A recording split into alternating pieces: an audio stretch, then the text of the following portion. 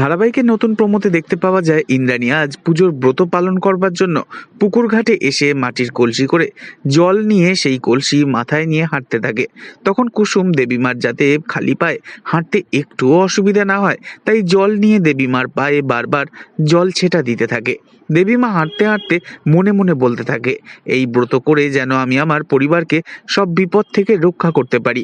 এরপর হঠাৎই কুসুম দেখতে পায় দেবীমার মাথায় থাকা মাটির কলসির ভিতরে একটা সাপ। সাপ দেখে ঘাবড়ে যায় কুসুম, আর সেই কলসির ভেতর হাত দিয়ে সাপটার গলাটা শক্ত করে চেপে ধরে। আর আচমকাই সেই সাপ কুসুমের হাতে কামড় বসায়। কুসুমের ভীষণ কষ্ট লাগে, তবুও কুসুম কাউকে বুঝতে পর্যন্ত দেয় না। কুসুম ভাবে, আমায় সাপে কামড়েছে শুনলে যে দেবীমার ব্রত ভঙ্গ হয়ে যাবে, না, আমি কাউকে জানতে দেব না। এই বলেই দেবীমার পিছন পিছন আস্তে আস্তে হাঁটতে থাকে কুসুম।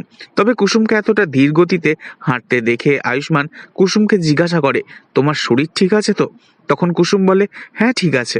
এরপর আচমকাই সকলে এগিয়ে গেলে কুসুম হঠাৎই অজ্ঞান হয়ে মাটিতে শুয়ে পড়ে।